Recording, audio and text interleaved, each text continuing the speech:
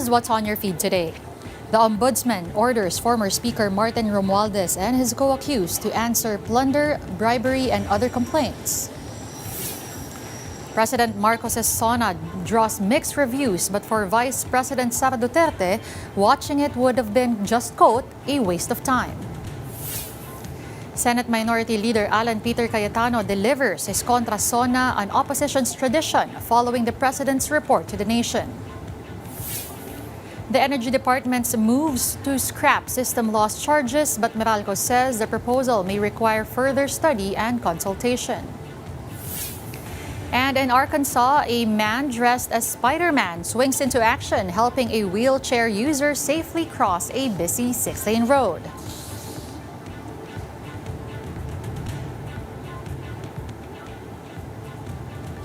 Good afternoon, I'm Denise Tan.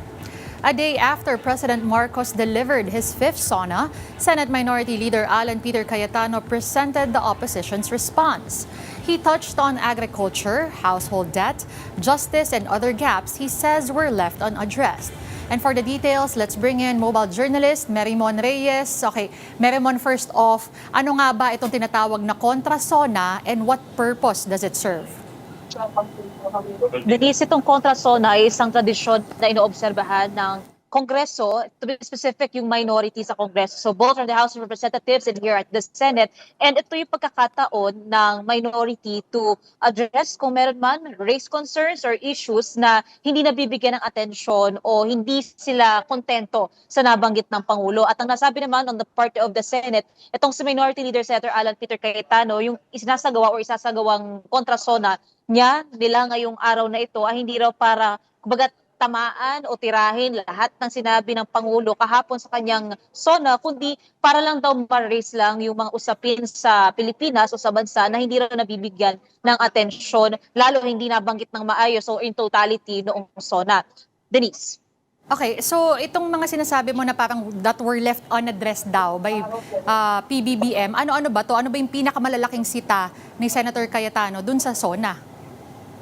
Denise, dito sa kontra SONA ni Minority Leader Cayetano, ginamit niya yung metaphor na parang may isang bata, nakausap daw yung kanyang ama at yung amang sumasagot sa mga katanungan or curiosities ng bata. Yung ilan sa mga kine-question ni Senator Cayetano kanina ay yung hirap daw ng mga namamasatang tricycle at mga jeep, hirap daw sa taas ng presyo ng kuryente, hirap daw ng mga magsasaka, mga anak ng mga magsasaka, ayaw daw na maging farmer. At yung isa pa sinabi ni Senator Alan, yung mga Pilipino daw ang greatest blessing ng bansa ng Pilipinas, pero yung potential daw ng pwedeng magawa ng komunidad, ito raw ay hindi magawa-gawa dahil walang nag-iisang vision, kumbaga united vision. At ang sinasabi pa kanina ni Senator Cayetano, para raw ngayong fraternity ang syudad, na kanya-kanya raw yan, kapag may aawayin o may nagulpe, poprotektahan daw yon, wala na raw usapin na kung ano ang tama at mali. Sinabi rin kanina ni Senator Cayetano na may issue rin daw sa edukasyon. For example, yung changes sa curriculum, additional equipment at technology na hindi pa raw sapat sa kakulangan pa nga ng classroom at yung class shifting, nagpapatuloy din ito. Sinabi rin ni Senator Cayetano kanina, yung utang o yung debt ng Pilipinas ay problematic. Ang total outstanding debt daw ay umabot ng 12.79 trillion pesos at the end of the first half of 2022. And itong utang na to, nag-increase siya by 45% to 18.55 trillion pesos as of end of May 2026. And ang sinasabi ni Senator Cayetano, hindi rin pa raw nakukuha yung enthusiasm towards farming and agriculture. Whereas yung share ng agriculture, forestry, and fishing sector sa GDP, bumaba rin daw ito sa lowest point ng 7.9% lang noong 2025. May nakita rin daw issue sa supply chain during the pandemic and kailangan pa raw matuto ang bansa o malaman yung pamamaraan para maging self-sufficient ito. Poverty incidence remains high despite daw yung mga program, hindi pa raw talaga ito sapat. And nabanggit din kanina pahapyaw ni Senator Cayetano yung tungkol sa flood control projects na last time ang naging suggestion niya raw sa DPWH is picturean gamit daw yung ordinaryong cellphone para raw makita kung may proyekto raw ba talaga o wala. Pero a year later, wala pa rin daw kumpletong datos ang ahensya patungkol dito. Plus yung mga railway din na sinabi kahapon sa SONA, okay naman daw yun, pero pagdating daw sa rural or urban development plans, hindi pa raw maikukumpara kasi malayong-malayo pa raw ang naisa ng mangyari na paglungsod, na pag-progress ng kabuhayan sa mga probinsya. Denise. Merimon, medyo mahaba yung listahan ni Senator Cayetano, but did he offer any concrete solutions or alternatives? May minungkahi ba siyang kontra, let's say, what do you call this, paraan kontra dun sa isa sa mga pinakamalapit sa bituka ng ordinaryong Pilipino ay yung pagtaas ng presyo ng mga bilihin? Denise, ang pinaka-pinaguhugutan kanina ni Senator Alan is ang presidente daw, for example, sa kaso lang na ito, sa nabanggit kahapon ni Pangulong Bongbong Marcos na presidente raw siya, hindi lang ng kanyang pamilya, kundi raw ng bansa, pero nililinaw ni Senator Cayetano kanina na hindi lang daw siya presidente ng bansa, kundi presidente rin daw siya ng oposisyon. So yung mga concern daw, yung mga issues na nakikita ng opposition na ni-raise din nila kanina sa kanilang kontrasona, ito raw yung kailangang i-take into consideration para magkaroon nga yung tinatawag ni Senator Alan na united vision, unified vision, para raw mabigyan o ma-address itong mga isyong kinakaharap ng bansa. Denise.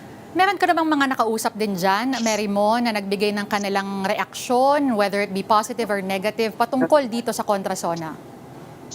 Denise, kanina, in-appreciate nila and acknowledge na Senate President Sherwin Gatchalian itong kontrasona ni Senator Cayetano at in-assure naman din nila na sa ginagawa ngayon sa pagbubukas ng regular session sa Senado, yung ibang mga pinpoint din na issue na kasulukuyan ay hahawakan na rin, ipaprocess na rin ng Senado ng kanya-kanyang committee. For example, sa taas ng presyo ng kuryente, yung Singiles Systems Laws na pinapatungan pa ng VAT, yung buwis, lahat ng mga yan ay tututukan naman daw ng Senado. Even si Senator Pia Cayetano sa kanyang privilege speech after naman ni Senator Alan, inisa-isa niya rin, though yun yung isa sa mga babalikan natin. Pero for example, while na-appreciate nila na yung syntax ay binigay sa PhilHealth noong lumipas na General Appropriations Act, meron pa rin kakulangan daw na budget para sa PhilHealth. So lahat ng mga yan na pinipinpoint netong mga senador sa kanilang kontrasona o kaya naman ay privilege speech. Denise. At kung may kailangan, kahit mga ilang punto lang meron na kailangan tandaan ng publiko, again, from the SONA yesterday at sa kontrasona ngayong araw na ito, ano ba dapat ito, Merimon? Kahapon kasi ang tinutukan din ng Pangulo ay yung tungkol sa hirap ng buhay ng mga Pilipino, yung affordability sa basic necessities, yung buwis na binabayaran, pero yung pinaka nakakuha talaga o nakapukaw ng attention at reaction sa mga mababatas ay tungkol dito sa mataas na singil sa kuryente, yung systems loss na hindi raw dapat sa consumer sinisingil, kundi doon sa mga pasilidad o sa utilities. So, yaan ang sinigundahan naman ng ibang mga senador kasi kanina si Senator Erwin Tulfo nag-file na rin siya ng resolution para investigahan ito at ng amendments doon sa EPIRA law kung saan sinisingil nga yung mga consumer dito sa systems laws. So, yan. Similarly, nabanggit din naman nitong hirap din ng buhay ni Senator Alan Cayetano sa kanyang kontrasona pero bitin pa sila sa mga inaddress nga ng Pangulo kahapon sa kanyang sona. Pero ngayon, ongoing si Pia at iniisa-isa niya. Narinig natin kanina sa health pa lang pero yung bungad na huli nating narinig tungkol naman sa sports maging sa kabataan. Alright, thank you for that update. That was mobile journalist Merimon Reyes reporting live from the Senate.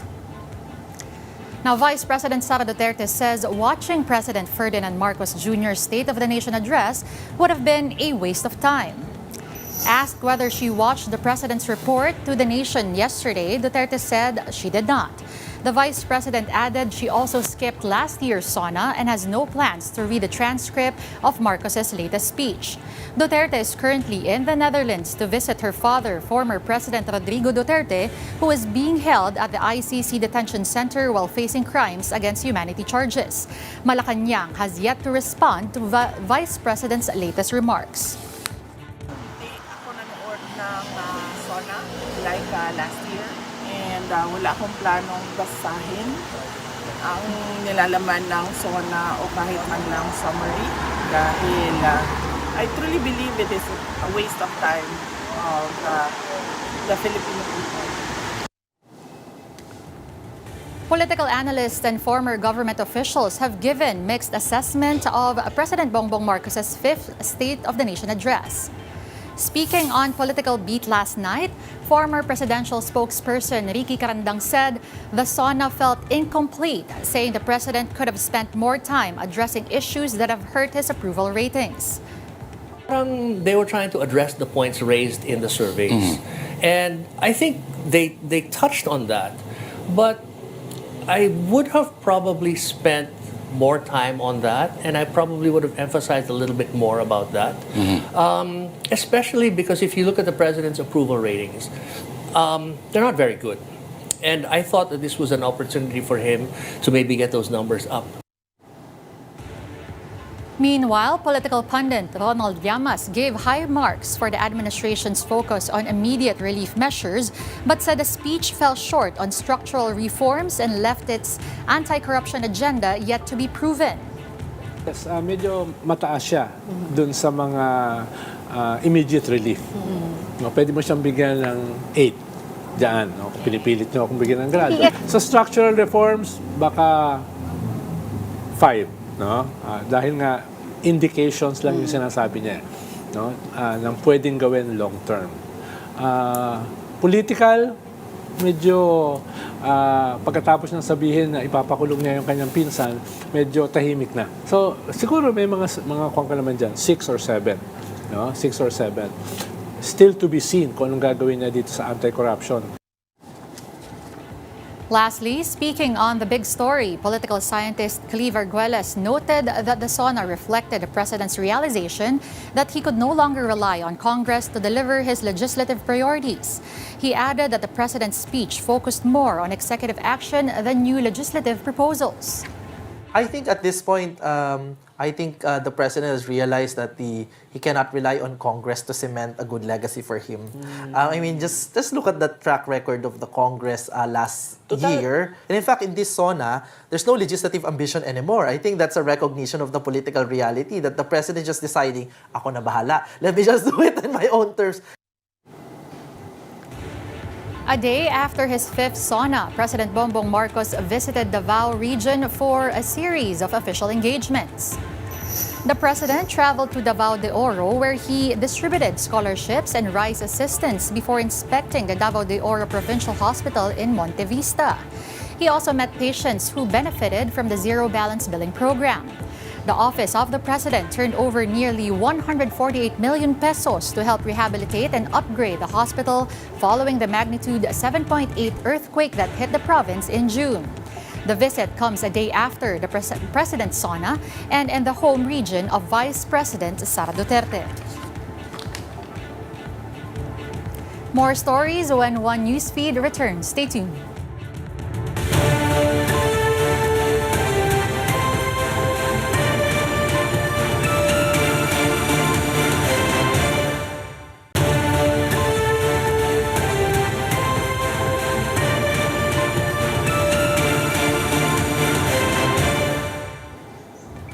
You're still watching One Newsfeed. The Office of the Ombudsman has ordered former Speaker Martin Romualdez and his co-respondents to answer the complaints filed against them over the alleged flood control scam.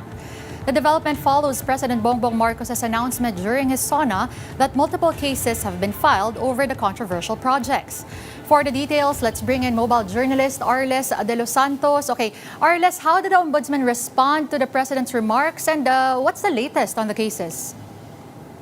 Denise, so far ginagalang ng Office of the Ombudsman ang naging update ng Pangulo kaugnay na nagpapatuloy na investigasyon at kasuhan sa flood control scandal ng pamahalaan na ayon nga sa kanila ay nagpapasalamat sila na malaya nila na nagagampanan ang kanilang mga mandato at sundan ang mga ebidensya kahit nga pinakamalalapit pa sa Pangulo ang tinuturo at kanilang kailangang sundan. Isa na nga dyan ang umano'y tinuturo nila na mastermind umano ng flood control scandal na si dating House Speaker Martin Romualdez. Patuloy daw nila nagagampanan ang kanilang mandato ng walang pinapaboran at walang takot. Denise, sinusubukan pa natin hingan ng espesipikong petsa kung kailan nga ba maisasampa yung patong-patong na umano'y kaso na kanilang iniluluto laban kay Romualdez pero wala pang tiyak na petsa para rito pero tumungtong na ito sa preliminary investigation at hihintayin natin yung 15 araw na pagkakataon ni Romualdez at mga kapwa-akusado para maghain at magbigay ng tugon o ng kanilang counter affidavit ukol dito. Okay, so Arles, aside from the former speaker Romualdez, what's the latest on the other personalities linked to these complaints? Kasama na dyan, di ba, meron pa yung Sagip Party List Representative, of course, Senator Rodante Marcoleta, and Senator Jinggoy Estrada. What's the update on their cases? Actually, Denise, dapat ngayong araw, no, July 29, dapat yung arraignment niya, no, ni detained Senator Jinggoy Estrada at maging ni dating Public Works Secretary Manuel Bonoan, pero i-move yan sa August, no. Pero kanina ay present si Senador Rodante Marcoleta sa Sandigan Bayan para sa pre-trial conference ng kanyang kasong pandarambong o plunder at maging ang umano'y paglabag niya sa Presidential Decree number 46 na nagbabawal sa mga opisyal ng pamahalaan na tumanggap ng mga regalo mula sa mga pribadong individual, habang ang mga pribadong individual ay magbigay ng regalo sa mga pampublikong opisyal ng ating pamahalaan, no? Kung saan din sinabi ni Marcoleta na naghain na siya ng manifestasyon na humihimok sa kanyang mga kapwa-senador na humanap ng paraan para siya ay makalahok sa nagpapatuloy na impeachment trial ni Vice President Sara Duterte. Aniya, sa kabila ng kanyang pagkakabilanggo at kasong kinaharap ay isa pa rin siya sa 24 na mga senadora na kailangang bumoto para either i-acquit, i-convict si Vice President Sara Duterte. Matatandaan din na sinabi na ni Senate Impeachment Court Presiding Officer Chis Escudero na nagsumiti nga si Marcoleta ng liham na kung pwede raw siya ay maisama o lalo yung kanyang boto, no, para sa patuloy na trial ni Vice President Sara Duterte. And Arles, former Senator Sonny Trillanes and lawyer Virgilio Baligod have also been active in pursuing these complaints. Have there been any new developments involving those so-called Maleta Boys allegations? Bago pala yan, Dennis, no, meron din yung sa patuloy pa din na update sa flood control scandal, nakumpirma na din natin na nagpiyansa na nga itong si Uswag Ilonggo Representative Jojo Ang parehas of 14 counts ng kasong graft o katiwalian kaugnay ng umano'y conflict of interest sa isang construction firm na nakakuha umano ng 214 million pesos na halaga ng infrastructure projects mula sa DPWH. No? Meron na rin siyang whole departure order o HDO, so hindi na rin siya pwede makalabas ng bansa. Patungkol naman doon, Denise, sa reklamo ni dating Senador Antonio Sonny Trillanes dito sa umano'y 18 bagmen ng dating mambabatas na si Zaldico, maging doon sa kay Attorney Baligod ay sinabi nga, no, na nirekomenda na ng DOJ, yung Investigating Prosecution Panel, to file multiple information against so-called 18 Maleta Boys at kay Attorney Levito Baligod. So far, for the 18 Maleta Boys na tinatawag nga, no, pinakakasuhan sila ng 6 counts of cyber libel at 4 na counts ng perjury. No? Habang si Attorney Baligod naman ay pinakakasuhan naman ng 1 count ng cyber libel under Section 4, Subsection C ng RA 10175. At yun nga, no, dahil tumuloy or tumawid yung reklamo nga sa preliminary investigation at inaasahan na ang ating mga lokal na korte ang hahawak ng kasong ito. Again, thank you for those updates, Mobile journalist Arles de los Santos. Now, the Energy Department is moving to eliminate the system loss charge that consumers pay on their electric bills. The move follows President Bongbong Marcos' call to lower power rates in a State of the Nation address. The DOE says it will meet with the ERC, the National Electrification Administration, and power distributors to discuss how the proposal can be implemented. Officials say the process will take time as more than 100 electric cooperatives across the country will have to be assessed. Meanwhile, Meralco has expressed support to amend the Electric Power Industry Reform Act, or EPIRA. Meralco noted that it continues to invest in modernizing its facilities and deploying technologies to reduce system losses. However, the power distributor maintained that technical losses remain an inherent part of operating an electric distribution system. The company added that it will continue working with the government, regulators, and other stakeholders as discussions on the proposal continues. National Bureau of Investigation Director Melvin Matibag has denied social media claims that he and his wife own a mansion in the United States. Speaking on Radyo 5, Matibag said the property cited in the online post belongs to another person with a similar name, not him. He said the claims emerged shortly after his testimony in the Senate impeachment trial of Vice President Sara Duterte, which he believes was part of an effort to discredit him. Absolutely not true po. At alam nyo nga po, nagsimula na tirahin yung credibility ko even before po akong i-present na witness. Nakita ko na po sa social media yung behavior po na kine-question na yung aking credibility. Tapos eventually, bigla po nilabas na may property raw ako dun sa Stevenson Ranch sa California, LA County, na hindi man lang po nag-fact check.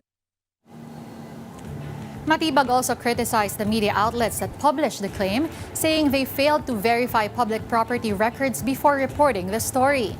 He said one of the outlets later acknowledged its error after conducting further research. The NBI chief said he plans to pursue legal action against those responsible and urged both the public and the media to verify information before sharing it online. Well, I will file legal actions po, cases po, for those who are responsible. Kasi napaka-irresponsible naman po nung network na naglabas. Without fact-checking, napakadali naman pong i-check. Hindi po muna nag-check, ikinonect na kaagad. Baliktad po sila po yung umasa ron sa report ng isang vlogger, yung si Sasot nga po, binodcast nila na ngayon kumalat. Gano'n na po nangyari, ginagamit ng content po ng mga gustong sirain po yung ating pong personalidad. In other news, motorists face another big-time fuel price hike starting today, July 28. Gasoline prices are up by 6 pesos and 80 centavos per liter. Diesel increased by 7 pesos and 30 centavos, while kerosene rose by 4 pesos and 20 centavos per liter. Oil firms blame the adjustments on higher global prices and concerns over supply disruptions as the Strait of Hormuz remains largely closed to vessel traffic. Inflation remains the most urgent concern of Filipinos according to the latest Tugon ng Masa survey by Okta Research. The survey found that 37% of adult Filipinos want the government to prioritize controlling the rise in the prices of basic goods and services, followed by improving wages and salaries at 34%. Fighting graft and corruption ranked third at 32%. Access to affordable food and providing free, quality education rounded out the top 5 most urgent national concerns. The non-commissioned survey was conducted from July 4 to 11 among 1,200 adult Filipinos through face-to-face interviews. It has a margin of error of plus or minus 3 percentage points. The impeachment trial of Vice President Sara Duterte resumes tomorrow. The impeachment court will take up evidence on Article 1, which centers on the alleged misuse, misappropriation, and mismanagement of confidential funds. Earlier, the senator judges granted the House Prosecution Panel's request to subpoena the bank, tax, and anti-money laundering council records of the Vice President, her husband Manasseh Carpio, and some of their businesses. Speaking to reporters today, court spokesperson Reggie Tongol said the court has yet to receive the requested documents but will wait until July 30 for the agencies to comply with the subpoenas.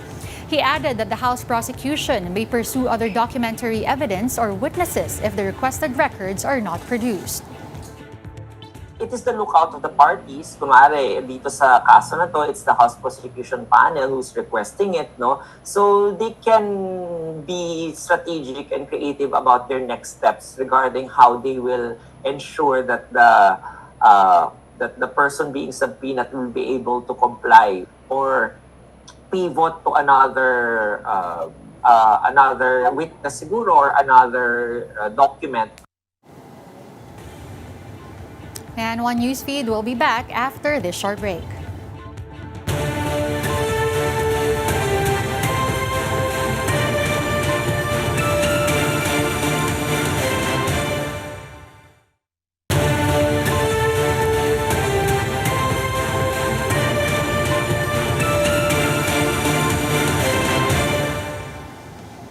You're still watching One Newsfeed. Welcome back. Our final story of the day, a man dressed as Spider-Man came to the rescue of a wheelchair user who was struggling to cross a 6-lane road in Jonesboro, Arkansas. Christopher Hellenthal, who was still wearing his costume after a superhero-themed event, helped push the man to safety just before the traffic light changed. The incident was captured on a street camera and later shared by the Jonesboro Police Department, where it quickly gained attention online. Hellenthal said he acted on instinct after seeing the man in danger while driving through the intersection.